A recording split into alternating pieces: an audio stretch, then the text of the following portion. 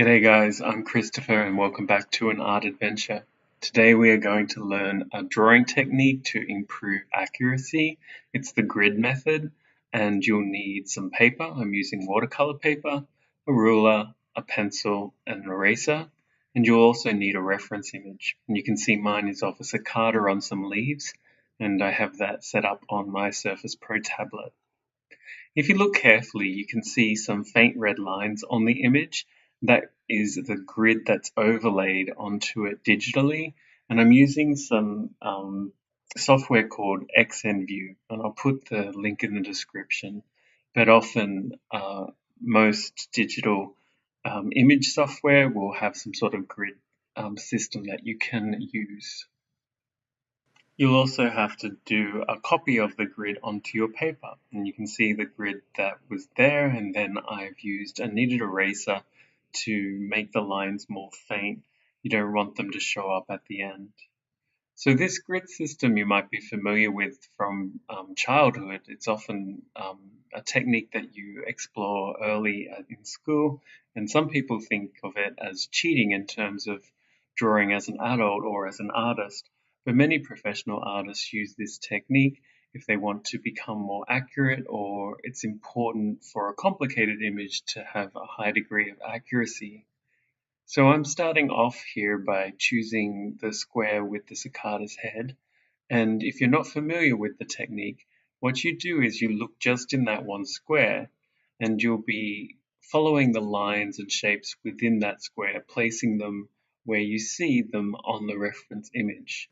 If you're drawing a complicated subject like the cicada, what you should probably start off with is doing the outline of the main shapes. So you can see that I'm starting by carefully drawing the body of the cicada. And this is in real time, so you can get a sense of how long I'm taking.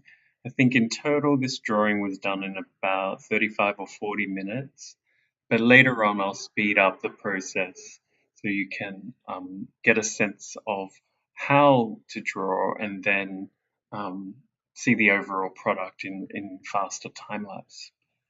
So the outline segments are important to do, or the outline of the subject is important to do, so that then you can step back and look at the whole for maybe any errors in terms of size or proportion, or if you maybe mixed up a line and didn't notice it along the way. And of course, you can see if you make an error, you can just make some quick corrections with your eraser. Once I've completed the body, I'll then shift to the outline of the wings. I also stop to add in the eyes. I think placing the eyes is important for a subject that's alive or has eyes. And I was also mindful of the body segments. In the case of insects, they have three major body segments: the head, thorax, and abdomen. Adult insects will have often two pairs of wings and six legs. And so once I get the main outline done for the body and then the wings, I'll be shifting onto the legs. Once those major things have been established, those major outlines, then you can focus on smaller details. And how detailed you want to get will, of course, depend on your art style. In this case, I'll be eventually using colored pencils and watercolors to paint this artwork. So I'll need to be especially mindful of keeping my lines light because both of those media are transparent. But if you are using acrylics or oil paint or something along those lines, you may not need to be so careful. And moving back to this piece, you can see the reference in the bottom right-hand corner. You should keep looking at your reference back and forth, every square, of course, but even within that square, for really every line, you should look at where that line or that part of the square is on your reference, then draw that line onto your grid, and then back to your reference, moving back and forth constantly. And if you see an artist who is very skilled at drawing from life or drawing from reference, their eyes are going to be darting back and forth constantly towards the subject and then back to where they're drawing. When you're choosing your subject, I'd advise you to stay away from a human face or a person in general. In particular, a face of a person is going to be very difficult to start with because our human brains have evolved to become very great at being able to distinguish different faces quickly, to be able to tell friend from foe. And if you've got something wrong on that face, it's going to be really obvious, even if it's only a couple of millimeters out. And that's going to be especially true if you're drawing someone you know, like a commission piece or a celebrity. Um, of course, if you're wanting to dive straight into that, you're welcome to try, and this method will work or improve your accuracy for that as well. But I just recommend choosing something a little bit simpler to start off with. So insects are a great subject because they do have lots of complicated sections, but they're also like little aliens. So if you get something a little bit wrong, most of the time someone's not going to be able to tell. Again, it all depends on what kind of artist you are and what you're trying to achieve.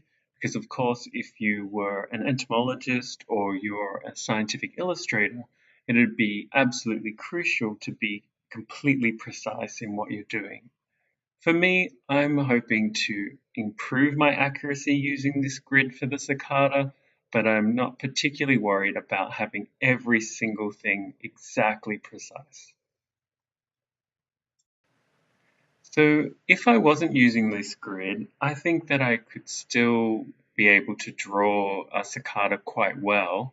I have a science background and I like insects, but I think that the drawing would probably take me a little bit longer and I'd probably be erasing a little bit more. And it could be a little bit trickier, particularly at the beginning, to establish the proportions and sizes and placements within the paper that I'm using, particularly if I'm increasing or decreasing the size. And that's the beauty of the grid method, because of course, if your reference has a grid where the boxes are 1 centimeter by 1 centimeter, you can of course draw your grid at 2 centimeters by 2 centimeters and make your image twice as big. And that makes it really easy to be able to increase or decrease the size of a reference without having expensive equipment such as a projector. So now I'm moving on to the leaves and the stalk which the cicada is sitting on for this plant. And the same process applies, just take it one square at a time, look at the lines within that square and match them onto your reference image. I'd encourage you for every object that you complete to then step back and then look at the whole of the image just to make absolutely certain that everything fits correctly. But if you're following the grid method, there shouldn't be any problems. And if the shapes are relatively simple or not as important, such as in this case with the leaves, you may be able to speed things up a little bit or maybe worry a little bit less that everything is exact. You can see that I'm doing a little bit of erasing because I'm just going a little bit quickly at this stage, and then I'm checking it back after that and making the corrections. But if the objects had a lot of close details, I'd probably be taking more care to make sure I got the lines right the first time. So we're reaching the end of this drawing tutorial, and in an upcoming video in another couple of days or so, or maybe less, I'll be completing this drawing and using, like I said at the start, colored pencils and watercolor paints to be able to paint this illustration. So if you're interested in that, make sure you stop back to my channel to see the completion of this artwork. For those people who have been supporting my channel, I really appreciate it. And if you could take the time to give me a like and a comment or a subscribe, it really helps my channel out a lot. Okay, so that's it from me, and I'm going to see you all next time for another art adventure. Take care.